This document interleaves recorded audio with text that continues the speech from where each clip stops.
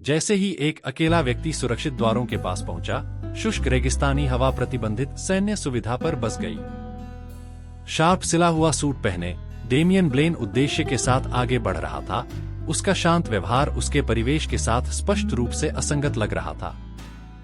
उसे देखकर प्रवेश द्वार की सुरक्षा कर रहा युवा कठोर सैनिक रक्षात्मक मुद्रा में आ गया। यह एक प्रतिबंधित सैन्य सुविधा है। मुड़ो और चले जाओ, नहीं तो मैं अपनी कतरने उतार कर तुम्हें गर्म कर दूंगा, सिपाही ने आत्मविश्वास से अपने सर्विस हथियार को हाथ से पकड़ते हुए चिल्लाया। डेमियन रुक गया, उसकी आंखें थोड़ी सिकुड़ गईं। जनरल एलन को बताएं कि मैं यहां हूं। एक तरफ हटो, सिपाही, उसने जवाब दिया। उसकी आवाज में अधिकार का भाव था। सिपाही का संदेह स्पष्ट था। जनरल एलन, हो? आप क्या सोचते हैं कि आप कौन हैं? लानत राष्ट्रपति? डेमियन के होठों पर एक निर्दयी मुस्कान खेल गई।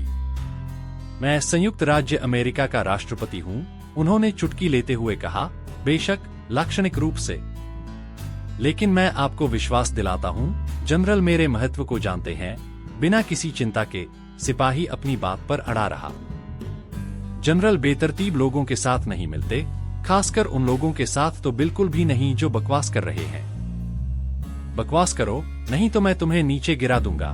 तभी सैनिक के पीछे गार्ड पोस्ट का ठोस धातु का दरवाजा खुल गया और एक अन्य अधिकारी बाहर निकल गया।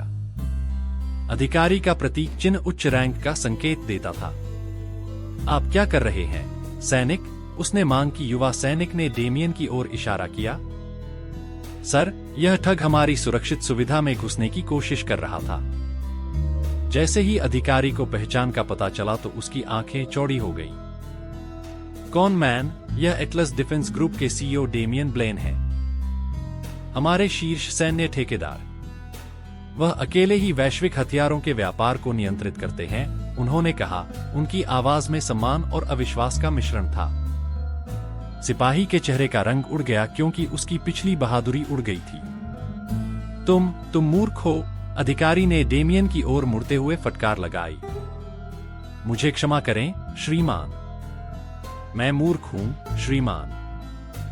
कृपया श्रीमान, मेरी मूर्खता के लिए मुझे क्षमा करें। डेमियन ने खुद को हंसने दिया, उसकी अभिव्यक्ति नरम हो गई। आराम से, सिपाही। सैनिक अजीब तरह से एक ओर खिसक गया, जिससे डेमियन को बिना किसी बाधा के अपना रास्ता जारी रखने की अनुमति मिल गई। जैसे ही डेमियन फाटकों से गुजर रहा था, युवा सैनिक परेशान करने वाले एहसास को हिला नहीं सका। शक्ति हमेशा इस्तेमाल नहीं की जाती थी या खुले तौर पर इस्तेमाल नहीं की जाती थी, लेकिन इसकी उपस्थिति निर्विवाद रूप से मौन में भी कमरे पर शासन कर रही थी। और आज उसने इसे कठिन तरीके से सीखा था।